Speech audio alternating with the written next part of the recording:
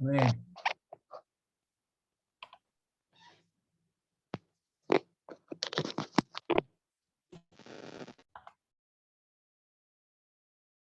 Buenos días, Dios les bendiga. Estoy todavía apenas despertándome y son las primeras palabras que digo el día de hoy. Dios les bendiga. Dije buenos días antes. Estamos en el libro de Jueces, en el capítulo 16, ya el final de la vida de Sansón. Yo me he preguntado muchas veces, ¿por qué está la historia de Sansón aquí? Porque ¿qué es lo que Dios quiere que aprendamos de él?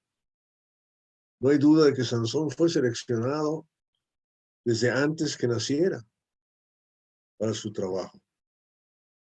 Sus padres eran varones y hermana y varona, como se diga, de Dios, ¿no? Eran muy apegadas a servir a Dios. Dios hablaba a través de un ángel con ellos. Ella era estéril como Sara y dieron a luz a un hijo que iba a ser nazareo, o sea, dedicado a Dios, entregado a Dios por parte de ellos. Y quiero que veamos que eso es una cosa bien importante en la forma en que fue escogido. Entonces, nacido por voluntad de Dios. Entonces, una persona seleccionada por Dios, por la voluntad de Dios, por la voluntad de Dios. Y entonces, dice que a medida que van haciendo al final del capítulo 13, en el versículo 25, dice, y el Espíritu de Jehová comenzó a manifestarse en él, en los campamentos de Dan, entre Sora y Estoán. Ya cuando es grande, ya está crecido, está fuerte, está enorme, tiene todas estas cosas. Empieza a manifestarse el Espíritu de Dios. Y aquí nos damos cuenta que el Espíritu de Dios que está en él le da fuerza, le da valentía, le da un hombre sin temor al otro hombre, obviamente. Como hablábamos anoche en el devocional de Chile, la valentía de Sansón, que no lo mencionamos anoche, pero lo mencionamos ahora, era que él no iba a tener lo que le pudiera hacer el hombre. Él tenía el Espíritu de Dios en ese sentido. Ahora, en el Antiguo Pacto, el Espíritu de Dios no necesariamente trabajaba para darle a uno conocimiento, sabiduría, etcétera, ¿no? No solamente era forma de hacer en una forma milagrosa. Y como cualquier cosa, Dios no ponía su espíritu solamente sobre gente que estuviera bien. Su espíritu fue sobre Saúl, cuando Saúl era un hombre que su corazón era completamente en contra del de Dios, por ejemplo, ¿verdad? Y en este caso, el espíritu viene sobre Sansón, pero vemos que Sansón, a medida que va mostrando su vida, no va a invocar a Dios ni una sola vez hasta el final de su vida. Como que no tiene a Dios, y eso que tiene el Espíritu de Dios en él. Y el Espíritu de Dios sigue trabajando en la forma en que Dios decidió trabajar sobre él, que es darle la fuerza que necesitaba. Y eso es todo. La otra cosa que es interesante es que en el voto de Nazareo que Dios le dijo que hicieran y lo hicieron, una de las promesas era que no se cortara el pelo. Y era porque el pelo en esa situación no es que el pelo tenía fuerza, no tenía fuerza, sino que era la misma manera de pensar que Adán y Eva. Puedes comer de todos estos árboles, pero no comas de este, porque si comes de este seguro morirás, ¿verdad? O sea, simple y llanamente era una prueba de obediencia para él.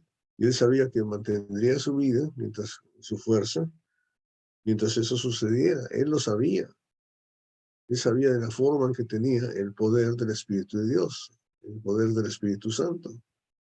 Mas no nos olvidemos que no lo tenía necesariamente en el sentido de poder conocer y tener sabiduría de Dios para vencer al maligno, para quitarse los pecados, pero estamos viendo una sombra específica que nos dice que debemos de ser valientes para pelear contra el enemigo.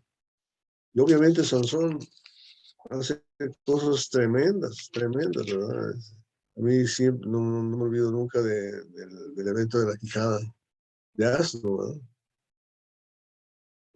Con esa quijada, esa es su única herramienta, puede matar a tanta gente. O sea, es un hombre fortísimo y toma hombres por todos lados, los hiere, los destroza. Bueno, o sea, tiene un talento tremendo para ganar batallas. Y eso no hay duda que para nosotros el Espíritu de Dios es un espíritu de poder, según Timoteo 1:7, también para ganar las batallas, pero contra las huestes espirituales de maldad, de Efesios capítulo 6.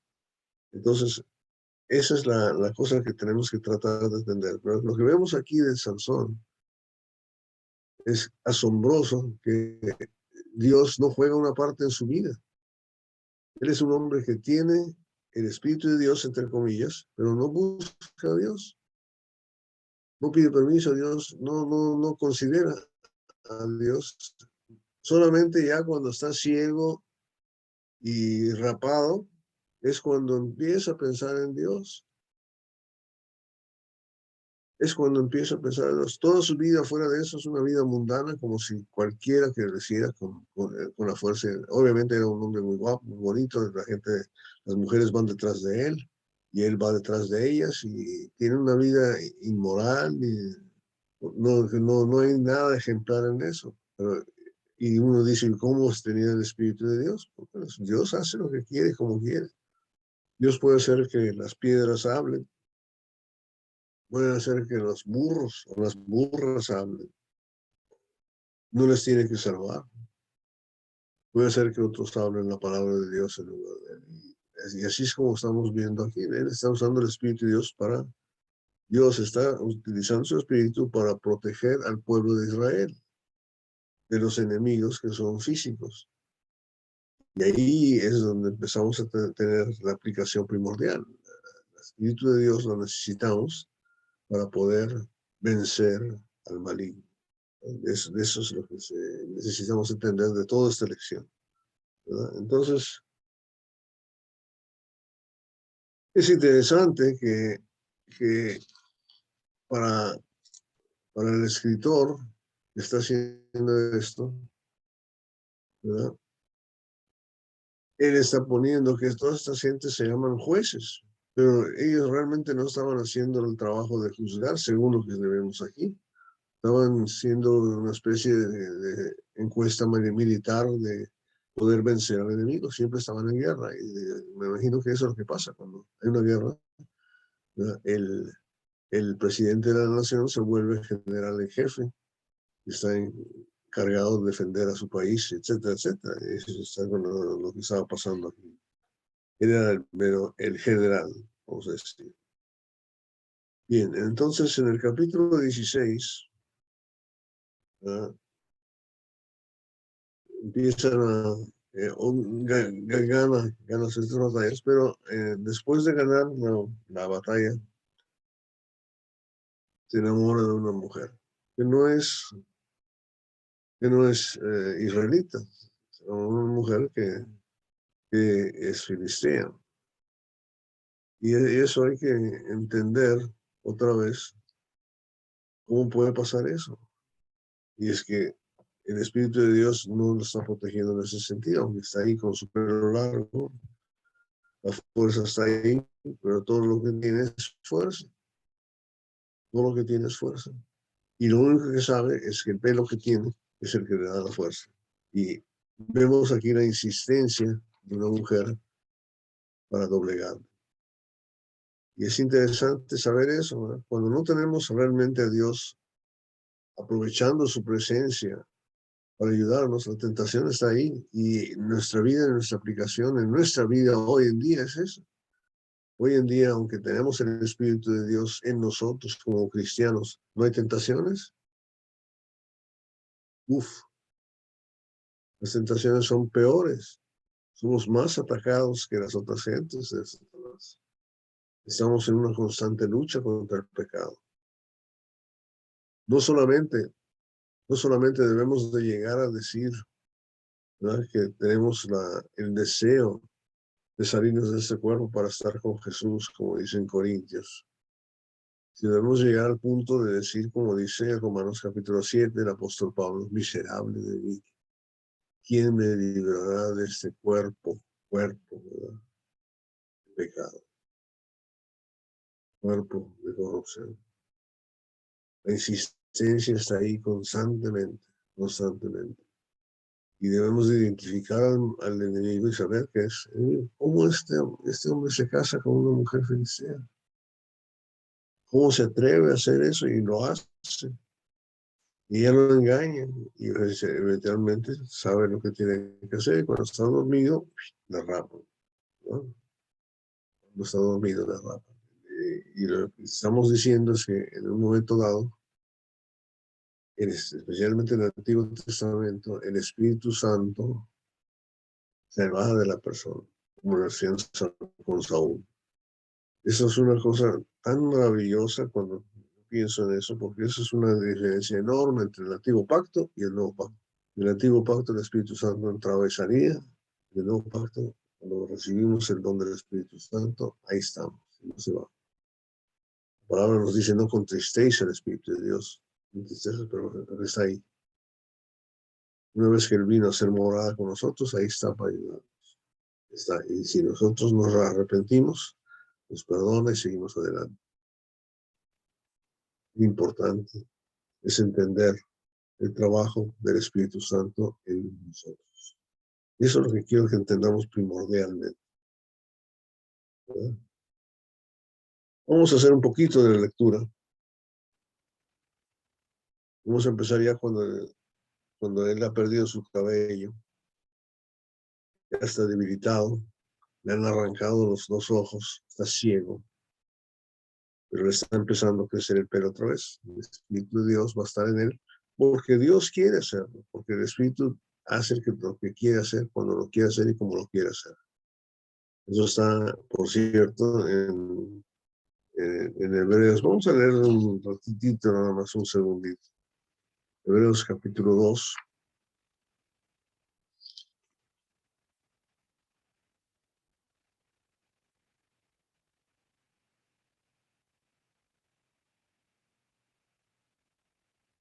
Por tanto, versículo 1, es necesario que con más diligencia atendamos a las cosas que hemos oído, no sea que nos deslicemos, porque si la palabra dicha por medio de los ángeles fue firme, y toda transgresión y desobediencia recibió justa retribución, ¿cómo escaparemos nosotros si descuidamos una salvación tan grande, la cual, habiendo sido anunciada primeramente por el Señor, nos fue confirmada por los que oyeron, testificando Dios juntamente con ellos con señales y prodigios y diversos milagros y repartimientos del Espíritu según su voluntad? Sí, el Espíritu Santo siempre ha estado ahí. Está hablando de los judíos y ellos saben eso. Y saben que la profecía de Joel es desparramado, ¿verdad? Será desparramado, el Espíritu Santo vendrá sobre todos, sobre todos. El Espíritu de Dios está para todos los que lo quieran recibir, ¿verdad? Pero en aquel entonces era como el que estaba sobre Sansón, ¿verdad? Y se salió y luego vuelve a entrar, empieza a crecer. Entonces, los principales, versículo 23, los filisteos se juntaron para ofrecer sacrificios a Dagón, su Dios, para alegrarse, y dijeron, nuestro Dios entregó en nuestras manos a Sansón, nuestro enemigo. Qué bonito, ¿no? Cuando pensamos en las religiones falsas, tienen buenos principios, no es que se equivocaron de Dios, es todo lo que hicieron. Es como si nos fuéramos a una ferretería y pidiéramos una arepa. No es el lugar donde podemos conseguirlo. Y eso es lo que estaban haciendo ellos. Y viéndolo el pueblo, alabaron a su Dios, diciendo, nuestro Dios entregó nuestras manos a nuestro enemigo y el destruidor de nuestra tierra, el cual había dado muerte a muchos de nosotros. Ah, qué tranquilo. Y aconteció que cuando sintieron alegría en su corazón, dijeron: llamad a Sansón para que nos divierta. Y llamaron a Sansón de la cárcel, siguió de juguete delante de ellos y lo pusieron entre las columnas. Entonces Sansón dijo al joven que le guiaba de la mano: acércame y hazme palpar las columnas sobre la casa, sobre que descansa la casa, para que me apoye sobre ellas. Y la casa estaba llena de hombres y mujeres, todos los principales de los filisteos estaban ahí. En el piso alto había como 3000 hombres y mujeres que estaban mirando el escarnio de Sansón. Ahí estaba la gente burlándose de él. El hombre de Dios, ciego y debilitado, sin poder ver, sin poder hacer las cosas, y pide que se le ponga entre las dos columnas. Y uno pensaría: bueno, este pobre no ve para que se sostenga, porque no se caiga. Pero no es así. Y aquí está el versículo del día. Se le prendió, ¿verdad?, la luz, el bombillo, el foco. Se puso las pilas. Decidió estar avispado y decidió en ese momento buscarle a Dios. Fíjense bien, toda su vida había hecho lo que se le daba gana, pero Dios de todos modos lo había usado. Entonces ahora clama Sansón a Jehová y le dice: Señor Jehová,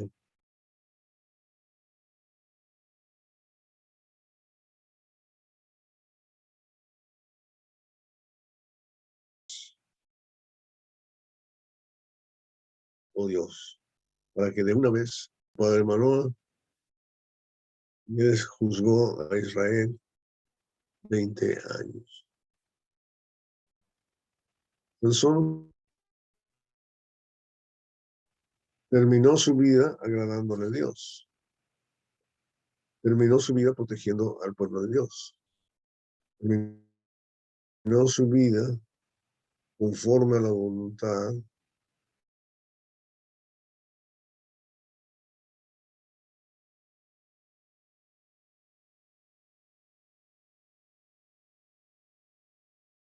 y Dios nos utiliza a pesar de nuestra situación.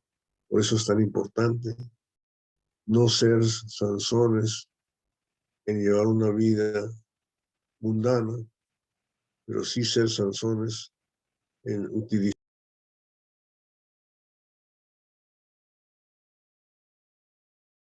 el Espíritu de Dios, el Espíritu del hombre, sino el Espíritu de Dios, para que sepamos lo que Dios nos ha concedido. Nos ha concedido. Conozcamos su palabra, conozcamos su gracia, crezcamos en su gracia, entendamos lo que Él nos ha hecho para que lo usemos. Pero más que nada para mí, yo lo que quiero hacer, que no sea Sansón, es estar con Dios orándole todos los días, cada momento, sin cesar. Esa es la lección para nosotros. No esperes hasta el último momento para invocar a Dios. No esperes hasta que te hayan quitado los ojos para invocar a Dios. No esperes a cuando estás enfermo, cuando están sufriendo, cuando te dicen que tienes cáncer, cuando te van a poner el respirador, cuando te meten en la máquina para respirar. No esperes hasta ese momento para invocar a Dios, para estar con Él.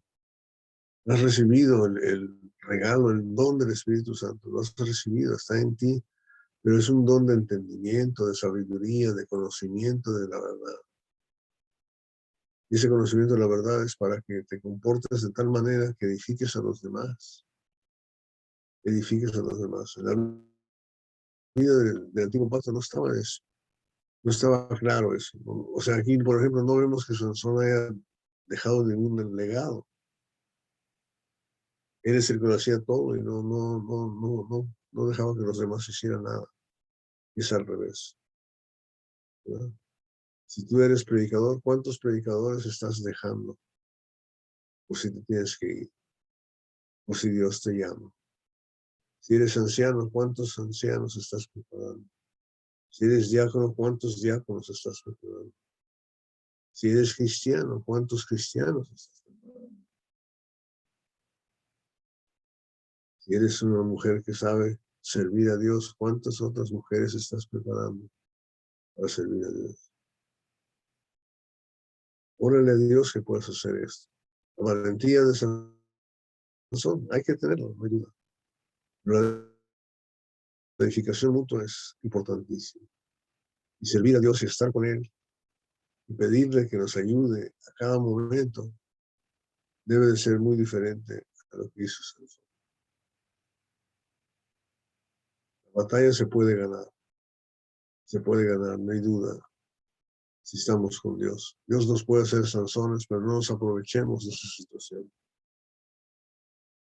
¿Aborrezcamos al maligno? Sí. Amemos al hermano,